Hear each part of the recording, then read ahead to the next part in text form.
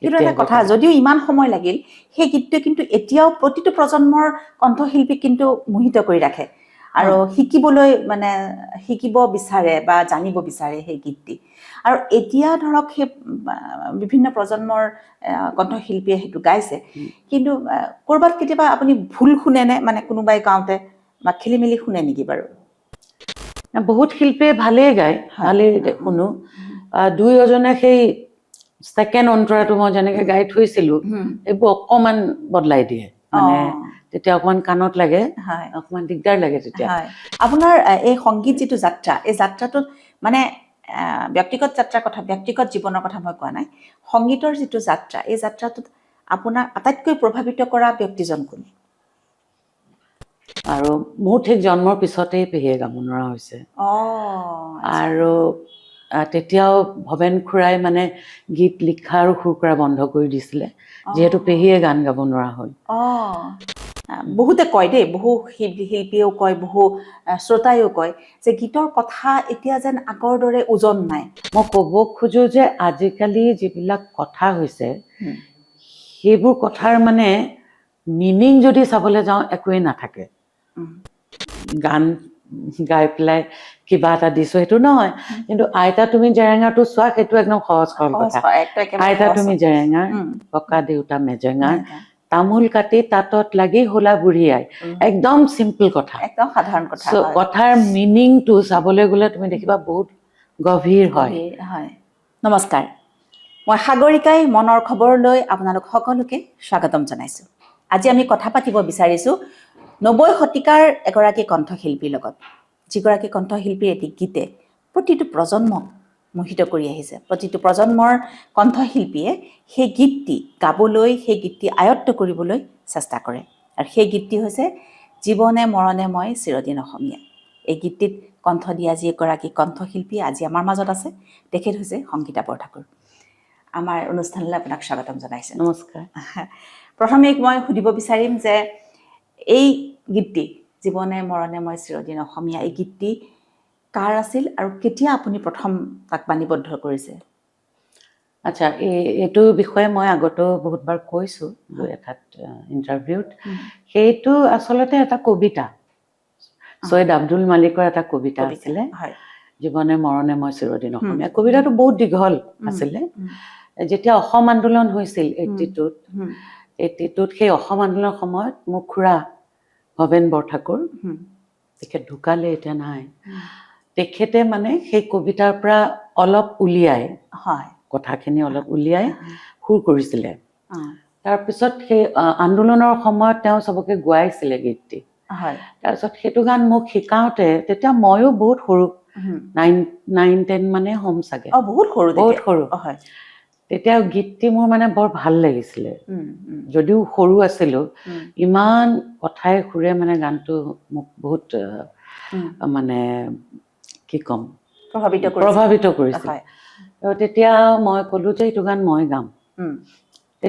তেতিয়া সেই সময়ত 82, 83, 84 এনেকুৱা সময়ত মানে বহুত ফাংচনত মই গীতটো গাইছোঁ আৰু তেতিয়া ধৰা মোৰ এতিয়া যিখিনি নাম সেইখিনি নাম তেতিয়া নাছিলে মই সৰু ছোৱালী হিচাপে মোক মাতে গীত গাবলৈ গীত গাওঁ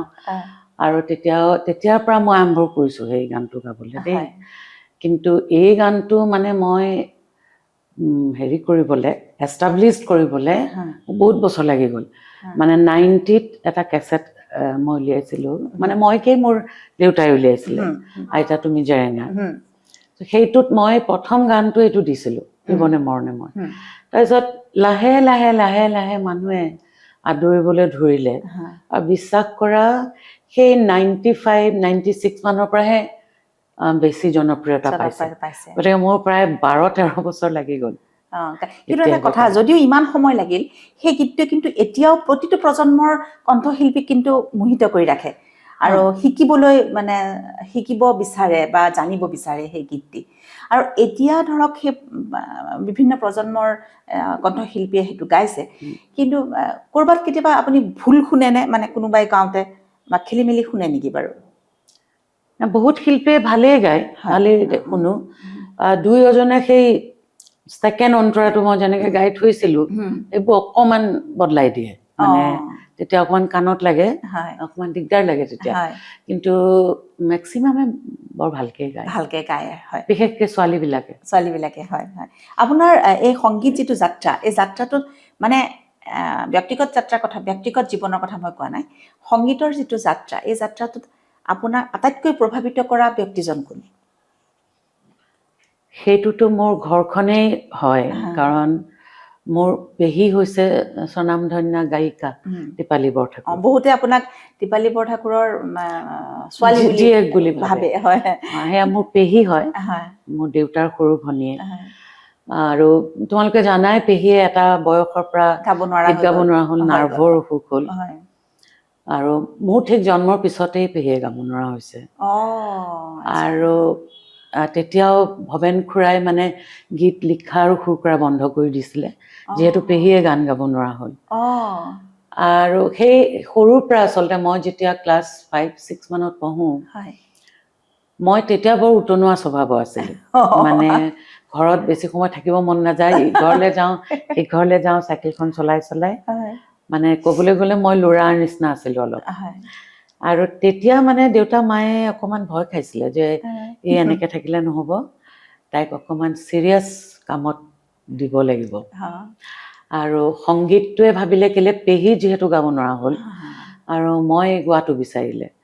আৰু ভৱেন খুৰাই বহুত বেছিকৈ লাগি আছিলে মোৰ লগত গীত গোৱাৰ ক্ষেত্ৰত। পেহী, দীপালী পেহী, ভালকে গান গা, ভালকে গান গা, মই গাব নোৱাৰা হ'লেও তই গাব লাগিব। আৰু দেউতা মাতো আছেই, মোৰ দাদা খুব ভাল সুৰকাৰো হয়, ৰেডিঅ'ৰ কম্প'জাৰ,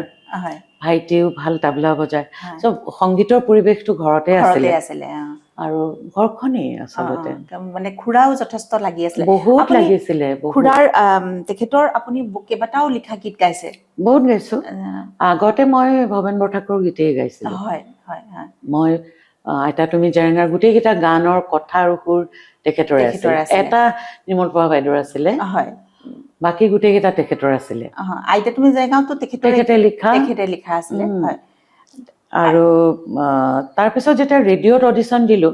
তেতিয়া মই বিভিন্ন গীতিকাৰ সুৰকাৰৰ গীত গাবলৈ ল'লোঁ। মই এইখিনিতে এটা কথা সুধিব বিচাৰোঁ, বৰ্তমান সময়ত গীতৰ কথা বহুতে কয় দেই, বহু শিল্পীয়েও কয়, বহু শ্ৰোতায়ো কয় যে গীতৰ কথা এতিয়া যেন আগৰ দৰে ওজন নাই, বা আগৰ দৰে যেন সেই কি বুলি কওঁ মানে মিঠা যেন নহয়, আগৰ নিচিনা যেন খুব চুই যোৱা কথা নহয়, এনেকুৱা ধৰণৰ কথা এটা চলি থাকে। বহু শিল্পীয়েও কয়, বহু শ্ৰোতায়ো কয়। এই কথা বিষয়টোত আপুনি কি ক'ব বিচাৰিব? কিনো ক'ম, এইবিলাক আচলতে মই বিতৰ্কত আহিব খোজা নাই। মই ক'ব খোজো যে আজিকালি যিবিলাক কথা হৈছে, সেইবোৰ কথাৰ মানে মিনিং যদি চাবলৈ যাওঁ একোৱেই নাথাকে। মই খাবলৈ গ'লোঁ, হোটেলত বহিলোঁ, চাহ খালোঁ, তোমাক দেখিলোঁ, ভাল লাগিলে, এইবোৰ কথা অকণ বেলেগ ধৰণেও আনিব পাৰি গীতৰ ক্ষেত্ৰত। কিন্তু এতিয়া হৈছে কি, যিসকল শ্ৰোতা আছে তেওঁলোকে খুব চিন্তা কৰি গান এটা শুনিম বুলি নাভাবে। সেইটোও হ'ব পাৰে কথা দেই। সেইকাৰণে হয়তো যিসকলে কথা লিখে, গীতিকাৰসকলে হয়তো এইবোৰ ভাবিও তেনেকৈ লিখিব পাৰে। প্ৰধান কাৰণ সেইটো। মই শ্ৰোতাৰ কথাও কওঁ যে অলপমান গান এটা শুনিবলৈ সময় উলিয়াই, 5 মিনিটহে লাগে গীতটো শুনিবলৈ,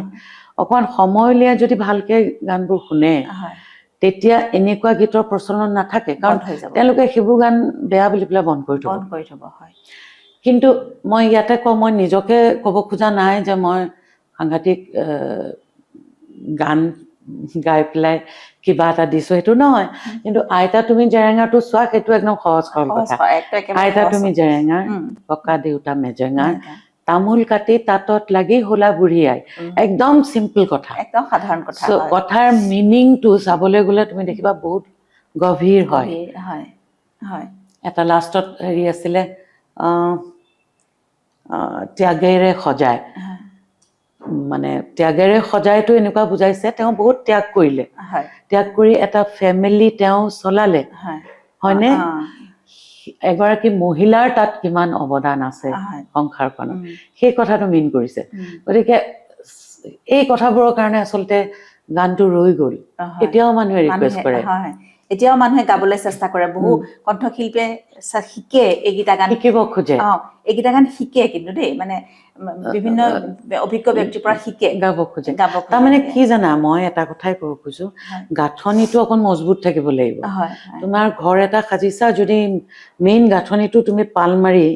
চিমেণ্ট বেছি নাঢালিলা শিলগুটি বেছি নিদিলা যা পাল মাৰি থৈ দিওঁ তেতিয়া কিন্তু ঘৰটো ভাঙি যাব ঠিক তেনেকে যদি গাঁথনিটো তুমি মজবুত নকৰা সংস্কৃতি জগতখনো তেনেকে ভাং খাই যাব এতিয়া যদি আমি এতিয়া যিবোৰ গান হৈছে যিটো মিনিং নাই যিবোৰ অতি শ্লেং যিবোৰ তুমি মা দেউতাৰ ওচৰত বহিও শুনিব নোৱাৰা তেনেকুৱা গানবিলাকে সংস্কৃতিক কি জীয়াই ৰাখিব তুমি কোৱাচোন